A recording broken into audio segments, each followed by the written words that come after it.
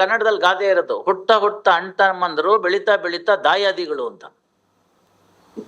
ಒಂದು ತಾಯಿನಲ್ಲಿ ಹುಟ್ಟಂತ ಒಂದು 4 ಜನ ಮಕ್ಕಳನ್ನೇ ಒಂದು ಮೆಂಟಾಲಿಟಿ ಇರಲ್ಲ.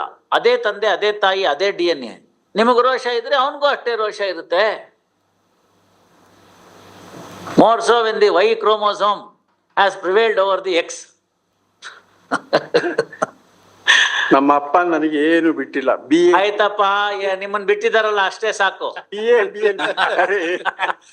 ಆದ್ರೆ ಸಂತೋಷವಾಗಿದ್ದೀನಿ. ಭಗವಾನ್ ಅವರೇ, ನೀವು ಈ ಮಾತು ಹೇಳ್ಬಾರ್ದು. ಜಾಯಮಾನೋ ಭವತಿ ತ್ರೈಋಣಾಹ ಅಂತ ವೇದವಾಕ್ಯ ಅದು. ಈ ಭೂಮಿಗೆ ಬರ್ತಾ ಇದ್ದಂಗೆನೆ ಒಬ್ಬ ವ್ಯಕ್ತಿ ಹುಟ್ಟಾ ಇದ್ದಾಗೇನೆ 3 ಋಣಗಳನ್ನ ತೆಗೆದುಕೊಂಡು ಹುಟ್ಟಾನೆ. 1 ದೈವ ಋಣ, 2 ಋಷಿ ಋಣ, 3 ಪಿತೃ ಋಣ ಅಂತ. ಅದನ್ನ 4ನೇದೊಂದು ಮಾಡ್ಬಿಟ್ಟಿದ್ದೀನಿ ನಾನು. ಎಲ್ಲ ಓಪನ್ ಪ್ಲಾಟ್ಫಾರ್ಮ್ಸ್ ನಲ್ಲೇ ಹೇಳ್ಬಿಟ್ಟಿದ್ದೀನಿ. ಅದು ರಾಷ್ಟ್ರ ಋಣ ಅಂತ. ಇದೇ ದೇಶದಲ್ಲಿ ಯಾಕೆ ಹುಟ್ಟಿದ್ರಿ, ಇದೇ ಸ್ಥಳದಲ್ಲಿ ಯಾಕೆ ಹುಟ್ಟಿದ್ರಿ ಅನ್ನೋದನ್ನ ತೋರಿಸೋದಕ್ಕೆ ಒಂದು ರಾಷ್ಟ್ರ ಋಣ, 4ನೇ ಋಣ ಅಂತ. ಅದನ್ನ ಓಲ್ಡ್ ಹಿಂದೂ ಕೋಡ್ ಅಲ್ಲಿ ಇರುವಾಗ ಹಿರಿಯರು ಮಾಡಿದ್ರು, ಡಾಕ್ಟ್ರಿನ್ ಆಫ್ ಪಯಸ್ ಆಬ್ಲಿಗೇಷನ್ ಅಂತ. ದೈವ ಋಣನ ನಿಮ್ಗೆ ಸಾಧ್ಯವಾದ ಮಟ್ಟಿಗೆ ದೇವಸ್ಥಾನಗಳಲ್ಲೆಲ್ಲ ಹೋಗಿ ಪುಣ್ಯ ಕಾರ್ಯಗಳಲ್ಲಿ ಭಾಗವಹಿಸ್ಬೇಕು. ಇಡೀ ದೇವಸ್ಥಾನಕ್ಕೆ ನಿಮ್ಮೂರಿನಲ್ಲಿ ಸುಣ್ಣ ಹೊಡೆಯೋದಕ್ಕೆ 1,000 ರೂಪಾಯಿ ಬೇಕಾಯ್ತು ಅಂತಾನೆ ನಿಮ್ಮನೆಯಿಂದನೂ 10 ರೂಪಾಯಿ ಕೊಡ್ಬೇಕು. ರಥೋತ್ಸವ ಇತ್ಯಾದಿಗಳಲ್ಲಿ ಪಾಲ್ಗೊಳ್ಬೇಕು. ದೇವ್ರು ನಮ್ಮನ್ನ ಅಷ್ಟು ಕೊಡ್ಲಿಲ್ಲ, ಶಕ್ತಿ ಕೊಡ್ಲಿಲ್ಲ, ನನಗೆ 10 ರೂಪಾಯಿ ಕೂಡ ಕಾಂಟ್ರಿಬ್ಯೂಟ್ ಮಾಡೋಷ್ಟು ಶಕ್ತಿ ಕೊಟ್ಟಿಲ್ಲ ಅಂತ ಇಟ್ಕೊಳ್ಳಿ. ಇಂಥ ಒಂದು ಬಾಡಿ ಕೊಟ್ಟಿದ್ದನಲ್ಲ, ಹೋಗಿ ಕಸ ಗುಡಿಸಿ ಇನ್ಯಾರೋ ತಂದ್ಕೊಟ್ಟಿದ್ ಸುಣ್ಣನ ಕೊಚ್ಚಮಟ್ಟೆ ತಗೊಂಡ್ ಬಳಿರಿ, ಅದಾಗ್ಬೋದಲ್ಲ. ಅಲ್ಲಿ ಹಾಕಿರ್ತಕ್ಕಂಥ ದೇವಸ್ಥಾನದಲ್ಲಿ ಬಿಡ್ದಿರ್ತಕ್ಕಂಥ ಕಚಡ ಪಚಡ ತೆಗೆದ್ರಾಯ್ತು. ಅದನ್ನೇ ಬಸವಣ್ಣವ್ರು ಬರ್ದಿದ್ದು. ಉಳ್ಳವರು ಶಿವಾಲಯವ ಮಾಡುವರು, ನಾನೇನ ಮಾಡಲಿ ಬಡವನಯ್ಯ, ಎನ್ನ ಕಾಲೇ ಕಂಬ ದೇಹವೇ ದೇಗುಲ, ಶಿರವೇ ವನ್ನ ಕಳಸವಯ್ಯ, ಸ್ಥಾವರ ಕಳಿವುಂಟು ಜಂಗಮಕ್ಕಳಿವಿಲ್ಲ. ಎಷ್ಟೆಷ್ಟೋ ಜನ ಕಟ್ಟೋಗಿರ್ತಕ್ಕಂಥದ್ದು ಒಳ್ಳೊಳ್ಳೆ ದೇವಸ್ಥಾನಗಳು ಭೂಕಂಪ ಆದ್ರೆ ಬಿದ್ದೋಗ್ಬಿಡುತ್ತೆ. ಒಳ್ಳೆ ಥಾಟ್ಸು ಏನು ಆಗಲ್ವಲ್ಲ, ಜಂಗಮಕ್ಕಳಿವಿಲ್ಲ. ಸೊ ಮಾಡಿ, ಅದಾಯ್ತು. ದೈವ ಋಣ ಹಂಗೆ ತೀರ್ಸಿದ್ದಾಯ್ತು. ಋಷಿ ಋಣ, ಋಷಿ ಋಣ ಅಂತಂದ್ರೆ, ಋಷಿ ಅಂತಂದ್ರೆ ನಮ್ಗೆ ಚಂದಮಾಮದಲ್ಲೆಲ್ಲ ತೋರಿಸ್ಬಿಟ್ಟು ಗಡ್ಡ ಬಿಟ್ಟಿರ್ಬೇಕು, ಕಮಂಡ್ಲ್ ಹಾಕೊಂಡಿರ್ಬೇಕು, ಒಂದ್ ದಂಡ ಹಿಡ್ಕೊಂಡಿರ್ಬೇಕು ಅಂತ ತೋರಿಸ್ಬಿಟ್ಟಿರ್ತಾರೆ, ಹಳ್ಳಿ ಮರದ ಕೆಳಗಡೆ ಕೂತ್ಬೇಕು ಅಂತ. ಋಷಿ ಅಂದ್ರೆ ಅದಲ್ಲ. ಯಾರ್ಯಾರು ಮಾನವ ಕುಲಕ್ಕೆ ಸಹಾಯ ಮಾಡಿದಾರೋ, ಪ್ರತಿಫಲಾಪೇಕ್ಷೆ ಇಲ್ಲದೆ, if you take it in the present day circumstances, Abdul Kalam did not have anything. His monthly salary was also dedicated to the people. ಅದನ್ನ ತಗೊಂಡೋಗಿ ರಾಷ್ಟ್ರಪತಿಗೆ ಬಂದಿದ್ದಕ್ಕೆ ರಾಷ್ಟ್ರಪತಿ ಭವನದಲ್ಲೇ ತಮಗ್ ಕೊಟ್ಟಿದ್ದಂತ ಎಲ್ಲ ಹುಡುಗರನ್ನು ಇಟ್ಟು ಹೋದಂಥದ್ದು. ಅವ್ರು ಇನ್ನೊಬ್ರು ಇದ್ರು, ಹಿಂದೋರ್ ಕೊಟ್ಟಿದ್ದನ್ನು ಲಾರಿ ಸಮೇತ ತಗೊಂಡೋಗ್ಬಿಟ್ರು. ಇದು ಋಷಿ ಋಣ. ಹಂಗೆ ಯಾರು ನಮ್ಮ ಈ ಒಂದು ಅನುಕೂಲಕ್ಕೋಸ್ಕರ ಮಾಡಿದ್ದಾರೆ ಅಂಥವ್ರನ್ನೆಲ್ಲ ಋಷಿಗಳು ಅಂತ. ಆ ಋಷಿಗಳು ಯಾವುದೇ ಪ್ರತಿಫಲಾಪೇಕ್ಷೆ ಇಲ್ಲದೆ ಮಾನವದ ಕುಲಕ್ಕೆ ಒಳತಿಗಾಗಿ ಕಷ್ಟಪಟ್ಟಿದ್ದಾರೆ. ಅವ್ರು ಯಾವುದೇ ರೀತಿಯಾದ ಇಂಟೆಲೆಕ್ಚುಯಲ್ ಪ್ರಾಪರ್ಟಿ ಕೇಳಿಲ್ಲ, ರೈಟ್ನ. ಅವ್ರ ಅಬ್ಬಬ್ಬ ಅಂತ ಕೇಳಿದ್ದು ಅಂದ್ರೆ ಅವರೊಂದು ಅಂಕಿತ ಕೇಳ್ಕೊಂಡ್ರು, ಕೂಡಲ ಸಂಗಮ ದೇವ ಅಂತ ಕೇಳ್ಕೊಂಡ್ರು, ಚನ್ನಮಲ್ಲಿಕಾರ್ಜುನ ಅಂತ ಅಕ್ಕಮಹಾದೇವಿ ಅವ್ರು ಕೇಳ್ಕೊಂಡ್ರು, ಪುರಂದರ ವಿಠಲ ಅಂತ ಪುರಂದರದಾಸರು ಕೇಳ್ಕೊಂಡ್ರು, ಆದಿಕೇಶವ ಅಂತ ಕನಕದಾಸರು ಕೇಳ್ಕೊಂಡ್ರು. ಇಷ್ಟೇ ಅವ್ರು ಕೇಳ್ಕೊಂಡಿದ್ದು. ಮಾತೆ ಮಹಾದೇವಿಯವರು ಅದನ್ನೇ ಬರ್ದ್ಬಿಟ್ಟು 1-2 ಪದ ಈಚೆ ಕಚೆ ಹಾಕ್ಬಿಟ್ಟು ಬೇರೆ ಬರ್ದ್ಬಿಟ್ರು. ಆ ಕೇಸ್ ಹಾಕಿದ್ರು, ನೋಡ್ರಿ ಅಕ್ಕ ಮಹಾದೇವಿದನ್ನ ಚೇಂಜ್ ಮಾಡ್ಬಿಟ್ಟಿದ್ದಾರೆ, ಮಾತೆ ಮಹಾದೇವಿಯವರು ಬೇಡ. ಅಷ್ಟೇ ಕೇಳ್ಕೊಂಡಿದ್ದು, ನೋ ಇಂಟೆಲೆಕ್ಚುಯಲ್ ಪ್ರಾಪರ್ಟಿ ಅಲ್ಲಿ. ಅದಕ್ಕೆ ಜೇಡ್ರ ದಾಸಿಮಯ್ಯ ಬರೀತಾನೆ, ಇಳೆ ನಿನ್ನ ದಾನ, ಮಳೆ ನಿನ್ನ ದಾನ, ಬೀಸೋ ಸುಳಿ ಗಾಳಿಯು ನಿನ್ನ ದಾನವಯ್ಯ ಅಂತ. ಈಗ ಸಾಕು, ಸ್ಟಾಪು ಅಂತ ಇದ್ದಾರೆ. ನೋಡಿದ್ರು ಇಲ್ವಾ ವಿಪರೀತ ಮಳೆ ಬಂದ್ಬಿಟ್ಟಿದ್ದಕ್ಕೆ ಏನಾಯ್ತು ಅಂತ. ಸೊ ಸಾಕು ಅಂತ ಹೇಳ್ತಾ ಇದ್ದಾರೆ. ಬೀಸೋ ಸುಳಿ ಗಾಳಿಯು ನಿನ್ನ ದಾನವಯ್ಯ, ನಿನ್ನ ದಾನವನುಂಡು ಅನ್ಯರನ್ನ ಬಗಳುವ ಕುನ್ನಿಗಳ ನಾ ಬಿಡೆ ರಾಮನಾಥ ಅಂತ ಜೇಡ್ರ ದಾಸಿಮಯ್ಯ ಬರೀತಾನೆ. ಕೊಟ್ಟಂತ ಭೂಮಿ ಅವನ ದಾನ, ಕೊಟ್ಟಂತ ಗಾಳಿ ಅವನ ದಾನ, ಮಳೆ ಅವನ ದಾನ. ದಟ್ಸ್ ವೈ ವಿ ಸೇ ನಾ ವಿಷ್ಣು ಪೃಥ್ವೀಪತಿ ಅಂತ. That's why we say the government is the owner of the entire land and all others are only licensee as against the government. Vis-a-vis the third party, you are the owner. ಯಾಕೆಂದ್ರೆ ಭಗವಂತ ಕೊಟ್ಟಿದ್ದದು. ನಾವು ಬರೋದಕ್ಕೆ ಮುಂಚಿತವಾಗಿ ಎಷ್ಟೋ ದಿನದ ಮುಂಚೆ ಅದನ್ನೆಲ್ಲ ready ಮಾಡಿ ಫಲ ಬಡ್ತಕ್ಕಂಥ ವೃಕ್ಷಗಳನ್ನೆಲ್ಲ ಇಟ್ಟು, ಯಾವತ್ತು ಮೊದಲನೇ ದಿನ ನೀವು ಭತ್ತ ಕಂಡಿದ್ದನ್ನ ಹೇಳ್ಬೇಕಲ್ಲ, ಯಾರು ಏನು ತಂದ್ಕೊಂಬರ್ಲಿಲ್ವಲ್ಲ, ಯಾವ ಅಂಗಡಿನೂ ಇರ್ಲಿಲ್ವಲ್ಲ, ಭತ್ತ ಬೆಳೆದ್ರು, ಗೋಧಿ ಬೆಳೆದ್ರು, ರಾಗಿ ಬೆಳೆದ್ರು. ಅಲ್ಲಿ ಸೂಗೂರು ಅಂತಿದೆ ಕಲಬುರ್ಗಿ ಹತ್ರ, ಅಲ್ಲಿ ಆ ಸೂಗೂರ್ನೊಳಗಡೆಗೆ ಒಂದು ಹಿಲಕ್, ಸ್ಮಾಲ್ ಹಿಲಕ್, ಸೇ ಅಬೌಟ್ 300 ಫೀಟ್ ಇದೆ. ಅಲ್ಲಿ ಯಾರು ಉತ್ತಲ್ಲ ಬಿತ್ತಲ್ಲ, ಪ್ರತಿ ವರ್ಷ 3 ಬಣ್ಣದ ಅಕ್ಕಿ ಬೆಳೆಯುತ್ತೆ. ಉತ್ತಲ್ಲ ಬಿತ್ತಲ್ಲ ಹೆಂಗ್ ಬೆಳೆಯುತ್ತೆ? ಇದನ್ನ ಭಗವಂತ ನಮ್ಗೆ ನಾವು ಬರೋದಕ್ ಮುಂಚಿತವಾಗಿ ಇಟ್ಟು ಹೋಗಿದ್ದ. ಊಟ ಇಟ್ಟ, ತಿಂಡಿ ಇಟ್ಟ, ಫಲ ಬಿಡತಕ್ಕಂಥ ವೃಕ್ಷ ಇಟ್ಟ. ನಾವೇನ್ ಮಾಡ್ತಾ ಇದೀವಿ? ಹೊಡೆದಾಗ್ತಾ ಇದೀವಿ. ಸೊ ಆ ಋಣ ತೀರ್ಸ್ಲಿಲ್ಲ ಋಷಿ ಋಣನ. ಸೊ ದೈವ ಋಣ, ಋಷಿ ಋಣ, ಇನ್ ಪಿತೃ ಋಣ. ಬ್ರಿಟಿಷರೇ ಇದನ್ನ ಒಪ್ಕೊಂಡ್ಬಿಟ್ಟು ಮಾಲಯ ಅಮಾವಾಸ್ಯನ ಪ್ರೀ ಇಂಡಿಪೆಂಡೆನ್ಸ್ ಹಾಲಿಡೇ ಅಂತ ಮಾಡಿಟ್ಟು ಹೋದ್ರು. ಪ್ರೀ ಇಂಡಿಪೆಂಡೆನ್ಸ್ ಹಾಲಿಡೇ ಅದು ಮಾಲಯ ಅಮಾವಾಸ್ಯೆ. ಎಲ್ಲ ಜನರು ಪಿತೃಗಳಿಗೋಸ್ಕರ ಒಂದಿನ ಮಾಡ್ತಕ್ಕಂಥದ್ದು ಮಾಲಯ ಅಮಾವಾಸ್ಯೆ. ಮುಸಲ್ಮಾನರಲ್ಲಿದೆ, ಕ್ರಿಶ್ಚಿಯನ್ರಲ್ಲಿದೆ ಲಾಸ್ಟ್ ಡೇ ಆಫ್ ಸಪ್ಪರ್ ಅಂತ. ಇಲ್ಲಿ 41ನೇ ದಿವಸದಲ್ಲಿ ಅವ್ರಿಗೆ ಊಟ ಹಾಕ್ತಾರೆ. ಎಲ್ಲರಲ್ಲೂ ಇದೆ ಅಲ್ಲ ಅದು. ಯಾಕೆ ಹಾಕ್ಬೇಕದ್ನ? ಪಿತೃ ಋಣ. ಇನ್ ಲಾಸ್ಟ್ ಒನ್ನು ರಾಷ್ಟ್ರ ಋಣ ಅಂತ. ರಾಷ್ಟ್ರ ಋಣದ ಬಗ್ಗೆ ಇನ್ನೊಂದಿನ ಎಲ್ಲಾರು ಬೇರೆ ಕಡೆ ಲೆಕ್ಚರ್ ಕೊಡ್ತೀನಿ. ನಾಳೆ ಸೈಂಟ್ ಮಾರ್ಥಾಸ್ ಹಾಸ್ಪಿಟಲ್ ನಲ್ಲಿ ಕರೆದಿದ್ದಾರೆ, ಅಲ್ಲೋಗಿ ಲೆಕ್ಚರ್ ಕೊಡ್ತೀನಿ ಸ್ವಾತಂತ್ರ್ಯೋತ್ಸವಕ್ಕೆ. ಬೇಕಾದಷ್ಟು ಕಡೆ ಹೇಳಿದ್ದೀನಿ, ಯೂನಿವರ್ಸಿಟಿನಲ್ಲಿ ಹೋಗಿ ಹೇಳಿದ್ದೀನಿ. ಆ ಭಕ್ತಿ, ರಾಷ್ಟ್ರಭಕ್ತಿ, ರಾಷ್ಟ್ರ ಋಣ, ರಾಷ್ಟ್ರ ಪ್ರೇಮ, ರಾಷ್ಟ್ರದ ಎಲ್ಲ ಲಾಂಛನಗಳನ್ನ ಗೌರವಿಸ್ತಕ್ಕಂಥದ್ದು. ಆರ್ಟಿಕಲ್ 21 ಏನೇ ಹೇಳಲಿ, ಜಜ್ಮೆಂಟ್ ಏನೇ ಇರಲಿ, ಅದು ನಿಮ್ ಕರ್ತವ್ಯ. ಅದನ್ನ ಕರ್ತವ್ಯ ಮಾಡೋದಕ್ಕೆ, ಋಣ ತೀರಿಸೋದಕ್ಕೆ ಯಾವ ಜಜ್ಮೆಂಟು ಬೇಕಾಗಿಲ್ಲ. ಸೊ ನಿಮ್ ತಂದೆಯವ್ರು ಏನು ಬಿಟ್ಟಿಲ್ಲ ಅಂದ್ರೆ ನಿಮ್ಮನ್ನು ಬಿಟ್ಟಿದ್ದಾರೆ. ನಿಮ್ಮನ್ನು ಬಿಟ್ಟಿರೋದೇನೇನೆ ಒಂದು ಸುಕೃತ. ಹೋಗಿ ನೋಡ್ಕೊಂಬನ್ನಿ. 2 ಕಿಲೋಮೀಟ್ರಿಗೆ ಒಂದೊಂದು IVF ಸೆಂಟರ್ ಇದೆ. 2 ಕಿಲೋಮೀಟ್ರಿಗೆ. ನನಗೆ ನೆನಪಿರೋ ಪ್ರಕಾರ ಶೇಷಾದ್ರಿಪುರದಲ್ಲಿ ದೇಸಾಯಿ ನರ್ಸಿಂಗ್ ಹೋಮ್ ಬಿಟ್ರೆ ಬೆಂಗಳೂರಿನಲ್ಲಿ ಯಾವ IVF ಸೆಂಟ್ರು ಇರಲಿಲ್ಲ. ಎಲ್ಲ ಸರಿಯಾಗಿರ್ತಾರೆ. ಯಾಕೆ ಮಕ್ಕಳಾಗೋದಿಲ್ಲ? Biologically both are fit and fine. ಪಿತೃಋಣ ಎಷ್ಟು ಇಂಪಾರ್ಟೆಂಟ್ ಆಯ್ತೋ ಇಲ್ವೋ ಈಗ?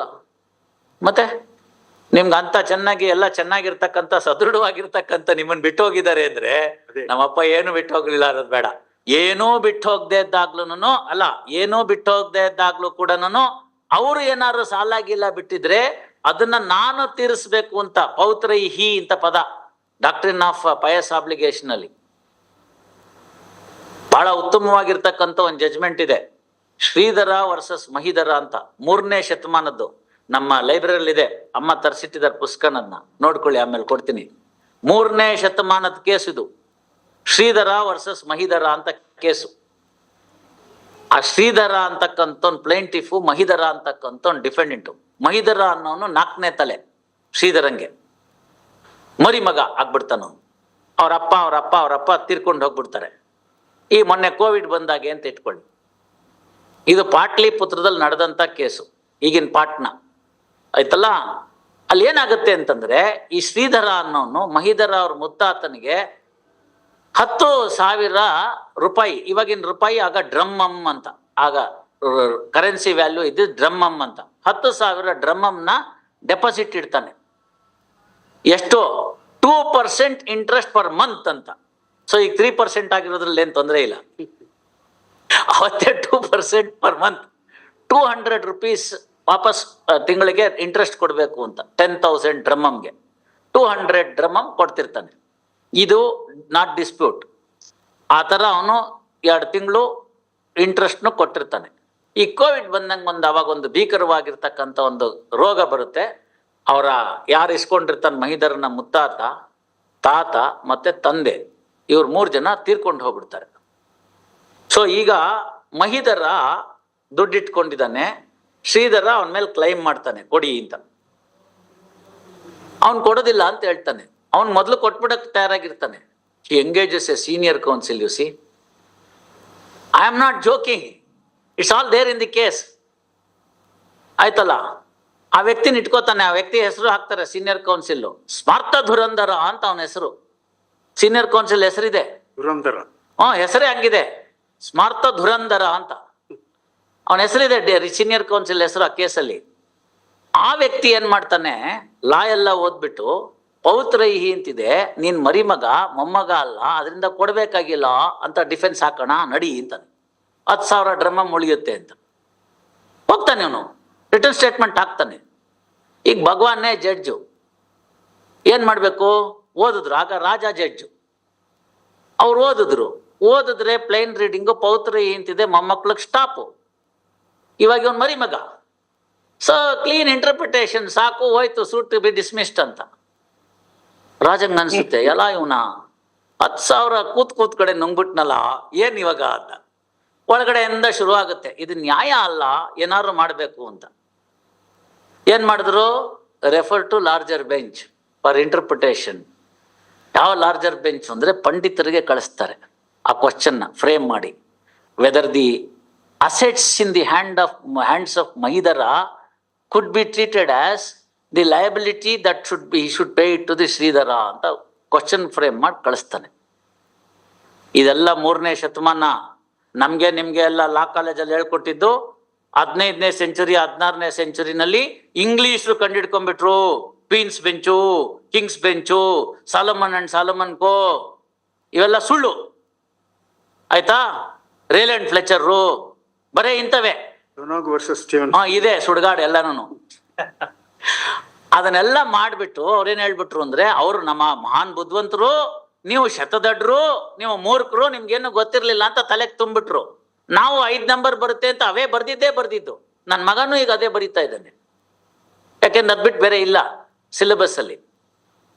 ಇದು 3ನೇ ಶತಮಾನದ ಕೇಸ್ ನಾನು ಹೇಳ್ತಿರೋದು. 3ನೇ ಶತಮಾನದಲ್ಲಿ ಬಟ್ಟೆ ಹಾಕೊಳ್ಳಕ್ ಬರ್ತಿರ್ಲಿಲ್ಲ ರೀ ಬ್ರಿಟಿಷ್ ಅವ್ರಿಗೆ, ಬೇರೆ ಇನ್ನೇನು ಬೇಡ, ಬಟ್ಟೆ ಹಾಕೊಳ್ಳಕ್ ಬರ್ತಿರ್ಲಿಲ್ಲ. ಹಿಸ್ಟಾರಿಯನ್ ಬರೀತಾನೆ, ಸಿವಿಲೈಸೇಷನ್ ಇರ್ಲಿ, ಬಟ್ಟೆ ಹಾಕೊಳ್ಳಕ್ ಬರ್ತಿರ್ಲಿಲ್ಲ ಅವ್ರಿಗೆ ಅಂತ. ಇದು 3ನೇ ಶತಮಾನದ ಕೇಸು.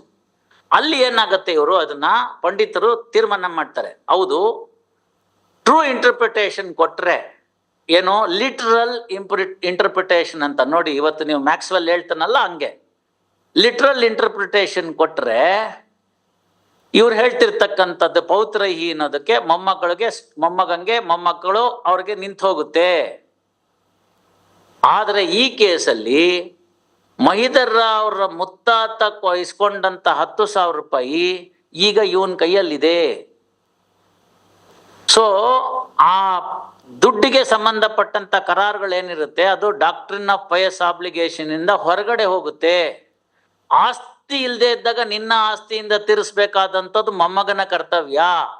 ಆಸ್ತಿ ಆ ವ್ಯಕ್ತಿಯಲ್ಲಿ ಬಂದ್ಬಿಡ್ತು ಅಂತಂದ್ರೆ ಆಸ್ತಿ ಜೊತೆಗೆ ಋಣವೂ ಕೂಡ ಬರ್ತಾ ಹೋಗುತ್ತೆ. Liability passes on with the property ಅಂತ ಬರೆದ್ಬಿಟ್ಟು ಇಂಟರ್ಪ್ರಿಟೇಷನ್ ಮಾಡಿ, ಈ ಕೇಸಲ್ಲಿ ಅವನ ಹತ್ರ ದುಡ್ಡಿದೆ, ಆದ್ರಿಂದ ಅವನ ಜೊತೆಗೆ ಲಯಬಿಲಿಟಿನೂ ಇದೆ, therefore suit is to be decreed ಅಂತ ಬರೆದ್ರು. ಒಪಿನಿಯನ್ ತಗೊಂಡ್ರು, ಲಾರ್ಜರ್ ಬೆಂಚ್ ರೆಫರೆನ್ಸ್ ಆನ್ಸರ್ ಆಯ್ತು, ವಾಪಸ್ ಸಿಂಗಲ್ ಜಡ್ಜಿಗೆ ಬಂತು, single judge decreed the suit. ಅಲ್ಲಿ ಬರೆದ್ರು, liability passes on with the property, therefore doctrine of pious obligation is not applicable to the Mahidhara because he has enjoyed the property left behind by his ಮುತಾತ ಅಂತ. Fine, very good, great grandfather ಅಂತ. ಅಲ್ಲಿ ನಿಲ್ಲಿಸಲಿಲ್ಲ ಅವರು. For having taken a false plea, a vexatious plea which will ultimately affect the law and order in the society. Sanad of Smartha Dhurandhara was cancelled. ಧುರಂಧರ ಆಯ್ತು. What more you want? Plaint, written statement, issues, then reference to larger bench, interpretation, answered, reference answer, then suit is finally decided on merits, and also penal action. What more you want in a case like this?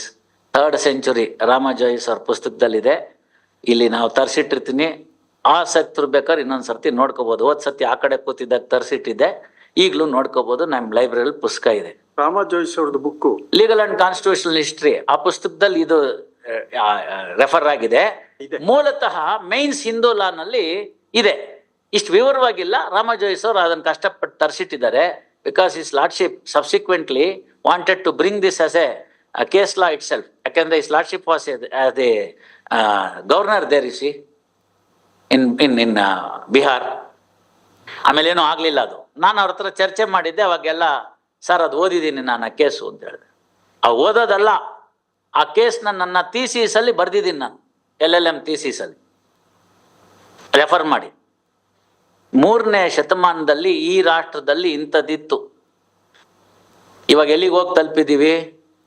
ಪ್ರೊನೋಟೆ ತಿದ್ದಿದ್ದೀವಿ, ಸಿಗ್ನೇಚರೇ ನಂದಲ್ಲ, ಸಾಹೇಬ್ರೇ ಸರಿ ಇಲ್ಲ, ಏನ್ ಬೇಕಾದ್ರೆ ಬರಿಬೋದು. ನಾನೇ ಅಲ್ಲ. ಏನ್ ಬೇಕಾದ್ರೆ ಬರೀಬೋದು.